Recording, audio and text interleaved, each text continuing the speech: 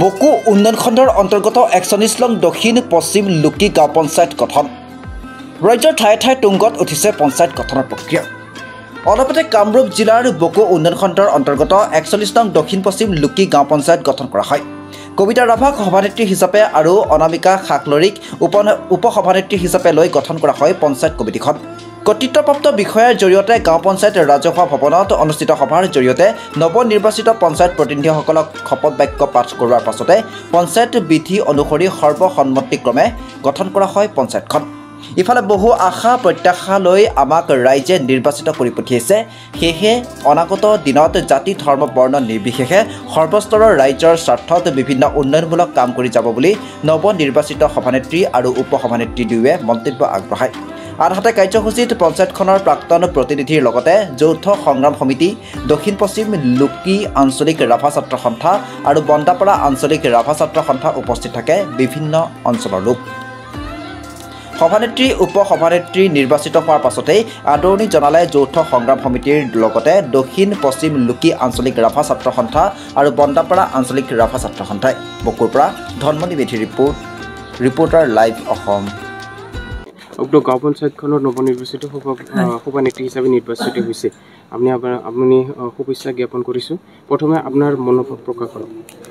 মনোভাৱ মানে এনেকুৱা ভালো লাগিছে ভালে লাগিছে যিখিনি ৰাইজে তাৰমানে ভোট জিকাইছে ইমান দূৰলৈকে লৈ আহিছে যাতে আগলৈকে যাতে ৰাইজে সহায় কৰে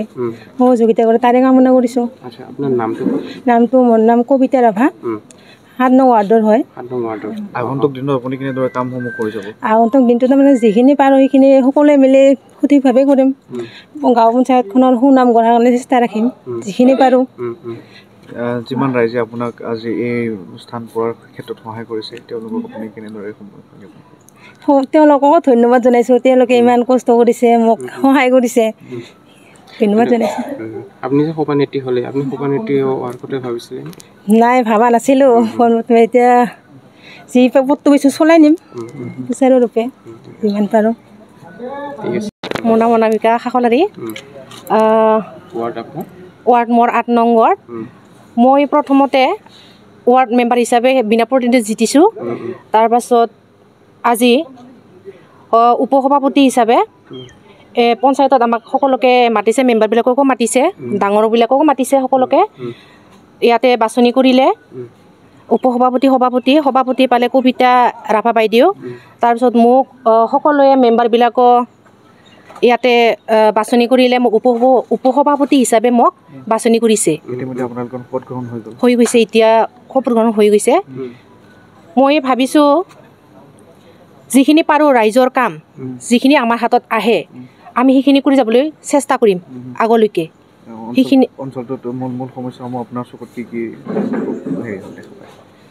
অঞ্চলটোতো বৰ্তমান পাবলগীয়া আৰু বহুত আছে কিছুমানে ঘৰ পোৱা নাই কিছুমানে অৰুণোদয় আঁচনি পোৱা নাই সেইবিলাকৰ কাৰণে আমি পূৰণ কৰিবৰ কাৰণে চেষ্টা কৰিম এইখিনিকে কৈ মই মন্তব্য সামৰণি মাৰিছোঁ আৰু শুভেচ্ছা জনাইছোঁ আপোনালোকে ইমান কষ্ট কৰি তেওঁলোকক আজি এইখিনি আনিলে কি ক'ব পোনপ্ৰথমে আপোনালোকৰ নিউজৰ তৰফৰ পৰা মই আপোনালোকক বহুত বহুত ধন্যবাদ জনাইছোঁ আৰু এইখিনিতে ক'ব বিচাৰোঁ যে আমি নিখিল ৰাভা ছাত্ৰ সন্থাৰ লগতে পশ্চিমলৈকে আঞ্চলিক ৰাভা ছাত্ৰ সন্থাৰ সহযোগত আজি যি আমাৰ ৰাভা যৌথ সংগ্ৰাম সমিতিৰ লগত আমি একলগ হৈ আমি যি পঞ্চায়ত নিৰ্বাচনত আমি যিহেতুকে যৌথ সংগ্ৰাম সমিতিভাৱে আমি যিহেতুকে আমি পঞ্চায়ত নিৰ্বাচনত আমি জয়লাভ কৰিছোঁ আৰু সেই জয়লাভ কৰাৰ আগমুহূৰ্তত আমি আজি আমাৰ ৪১ নং দক্ষিণ পশ্চিম লুকি গাঁও পঞ্চায়তত আজি আমাৰ সভানেত্ৰী উপসভানেত্ৰীৰ লগতে আজি আমাৰ ইয়াতে বিডিঅ' ছাৰ আহি তেওঁলোকক আজি শপত গ্ৰহণ নামাপাত পঢ়ালে মই তেওঁলোকক যিসকলে আজি পদত মানে সভানেত্ৰী আৰু উপসভানেত্ৰী হৈছে তেওঁলোকক মই বহুত ছাত্ৰ সংগঠনৰ পৰা মোৰ তৰফৰ পৰা ধন্যবাদ জনাইছোঁ আৰু এইখিনি মোৰ ক'ব লগা